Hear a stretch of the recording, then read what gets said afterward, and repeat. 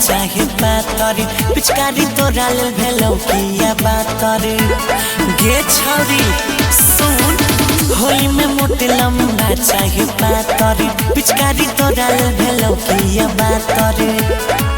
खाली फुकटे में कैला तू भूकबई छै रे पीछे कारी ढोरी में तू ढुकबई छै रे बड़ा दुखबई छै रे डालै छै खड़े कभियो झुकबई छै रे बड़ा दुखबई छै रे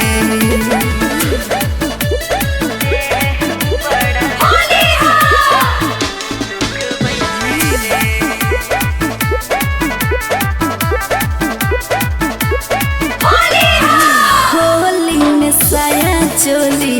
करने के करो टच रे भीज गेल दहिया हमार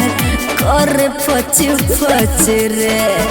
होली में साया चोली करने के करो टच रे अरे तो होली में तो मजा के चले छे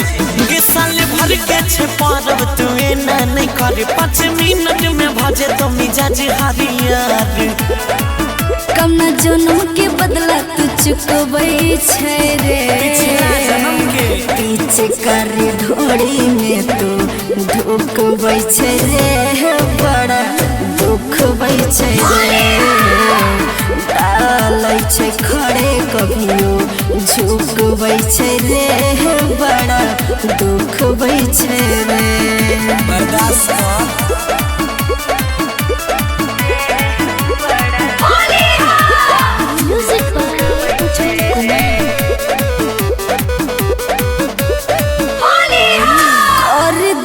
मनवा बिया को देहिया रगड़ के बेर बेर निकाल के तू डाल छै भर के कोई दिल मनवा बिया को देहिया रगड़ के थोड़े देर के तक खेल छै आगे के तोरे ते मल्लिक रख सवा के जुदे हमरा बात गोरा बजे तोरा कर दे तो सोधे घर जाइते कैला अब रुकबई छै रे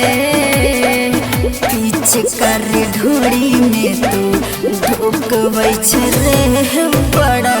दुखबई छै रे डालै छै खड़े कभियो झुकबई छै रे बड़ा दुखबई छै रे जइबै कि ना।